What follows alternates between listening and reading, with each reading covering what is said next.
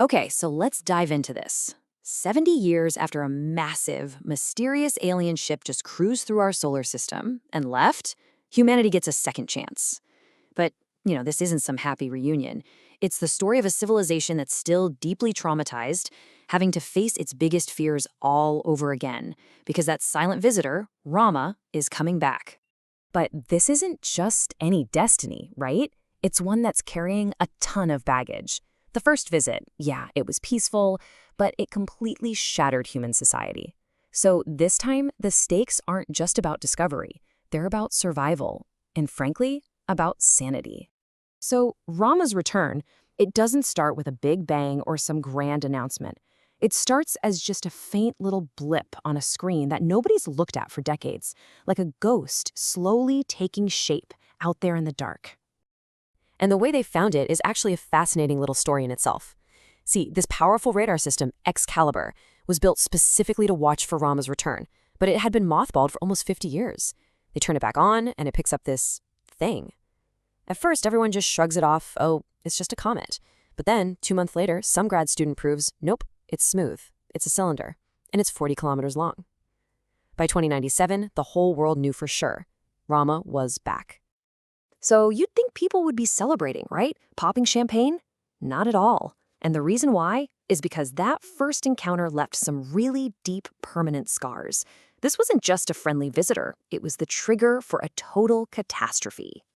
And this, right here, this says it all. The crazy part is, Rama never fired a weapon. It never sent a threatening message. It just showed up.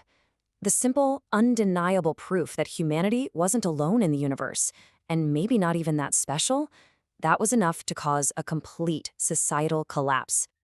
Just look at this timeline. In 2130, Rama arrives. The shock triggers this planet-wide spending frenzy, which leads directly to the Great Crash of 2134. The entire global economy just disintegrated. By 2044, humanity completely abandoned space. For almost half a century, we were grounded, just haunted by what we'd done to ourselves. And the human cost? Wow, it was just staggering. In the decade after the crash, things like starvation, fighting, and just pure despair, they cut the human population by 1 billion people. 1 billion. This wasn't an alien invasion. This was a self-inflicted wound. And that is the fear that greeted the news of Rama's return. So who do you send to meet the ghost that broke your world? Well, you send a team that is, itself, kind of broken. The crew of the spaceship Newton was this collection of absolutely brilliant minds who were also deeply conflicted with completely opposite ideas about how to handle things. And this tension wasn't just talk. It became terrifyingly real during a training simulation. Their job was to use a helicopter to capture this little biological specimen, a biotin. But the chief scientist, Dr. David Brown, he gets impatient and orders the pilot to override all the safety protocols. And what happens? The chopper crashes, someone gets hurt, and the mission is a total failure, all because one man's ambition clashed with basic safety. And this really captures the two warring ideas on the Newton. On one side, you've got the mission commander, General Borzov. He lived through the Great Chaos, so for him, crew safety is everything, period.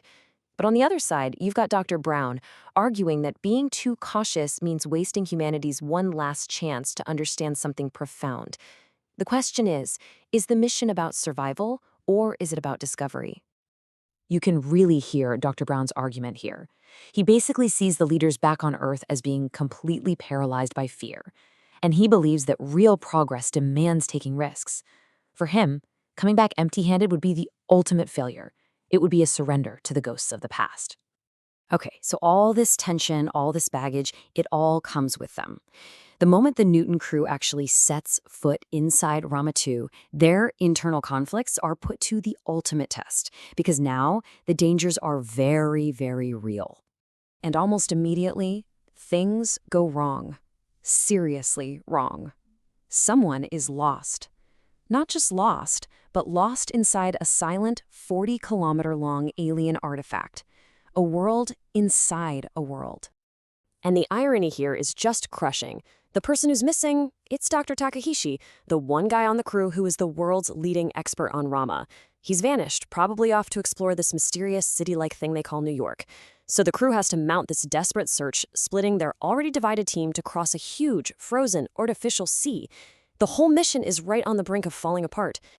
But while all this drama is unfolding inside Rama, there's a much bigger, much darker plan waiting in the wings back on Earth. What if Rama is a threat this time? Haunted by the past, Earth is taking no chances. They've prepared a terrifying contingency. Think about it. If you're a civilization that's been completely traumatized by something, what's your ultimate defense going to be? It's probably not going to be a greeting card or a shield. It's going to be something far more final. The plan comes down to this one simple number, 5. 5 nuclear bombs. And these aren't just any nukes. We're talking about weapons powerful enough to literally vaporize the entire ship. The plan is brutal. 2 to destroy its structure, and 3 more just to make absolutely sure that nothing inside survives. Humanity's final answer to the great unknown isn't a question. It's just oblivion. And that's what this whole story really leaves you with, isn't it? It's a mirror. It forces us to ask, what's the real threat here? Is it the mysterious alien ship hanging in the sky? Or is it the dark, self-destructive fear we carry around inside our own hearts?